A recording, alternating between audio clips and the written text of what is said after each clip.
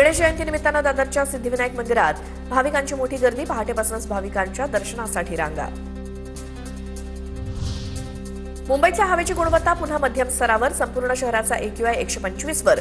उपाययोजनांचा प्रभाव कमी होता शहरातील हवा गुणवत्ता पुन्हा मध्यम स्वरूपात आल्याचं समोर।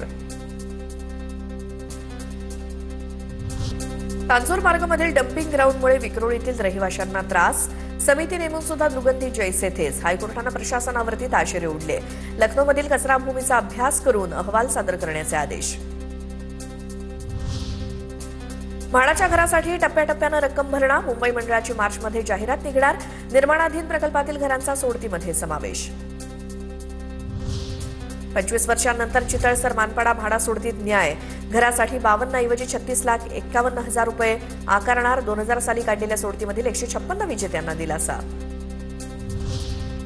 ठाण्यातील डॉक्टर काशीनाथ घाणेकर नाट्यगृह 3 महिने बंद, नाट्यगृहाच्या नूतनीकरणाचं काम हाती घेण्यात येणार, राज्य सरकारकडून 5 कोटी रुपयांचा निधी प्राप्त। मुंबई लोकलच्या केबिन बाहेर सीसीटीव्ही लावण्यात येणार, लोकलच्या मोटरबंद केबिन समोर होणाऱ्या अपघातांचं योग्य कारण आणि विश्लेषणासाठी मध्य रेल्वेचा निर्णय। कोल्हापूर नांदेड अमरावतीसाठी विशेष रेल्वे गाड्या, सलग सुट्ट्यांमुळे रेल्वे प्रवाशांची होणारी वाढती गर्दी लक्षात घेऊन मध्य रेल्वेकडून राज्यांतर्गत विशेष रेल्वे गाड्या चालवण्याचा निर्णय। 24 जानेवारी रोजी छत्रपती शिवाजी महाराज टर्मिनस ते कोल्हापूर विशेष ट्रेन चालणार। राज्यात 5 फेब्रुवारी रोजी जिल्हा परिषद आणि पंचायत समितीच्या निवडणुका होणार असल्यामुळे या कालावधीतील मुंबई विद्यापीठाच्या परीक्षा पुढे ढकलल्या, याबाबत विद्यापीठाकडून परीक्षांचं सुधारित वेळापत्रकाचं परिपत्रक जारी। आता पुणे जिल्ह्यातल्या टॉप 9 न्यूज बघूयात। माघी गणेशोत्सवानिमित्तानं पुण्यातील श्रीमंत दगडूशेठ हलवाई गणपतीचं दर्शन घेण्यासाठी भाविकांची गर्दी, मंदिराला फुलांची आकर्षक सजावट। वाहतूक कोंडीच्या बाबतीत पुणे जगात 5वं, सर्वाधिक वाहतूक कोंडीमध्ये बेंगळुरू 2ऱ्या स्थानावर तर मुंबई 18व्या स्थानावर।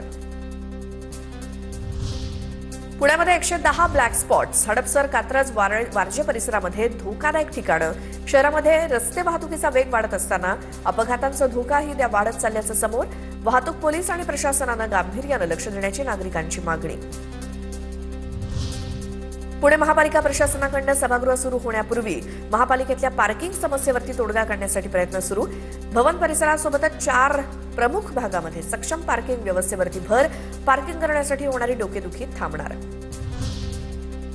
दूषित पाणी पुरवठ्याच्या तक्रारीनंतर पुणे महापालिका सतर्क, दूषित पाणी पुरवठ्यामुळे नागरिकांच्या आरोग्याला धोका निर्माण झाल्यामुळे तातडीच्या उपाययोजनांसाठी 20 कोटी 20 लाख रुपयांच्या कामांना मान्यता।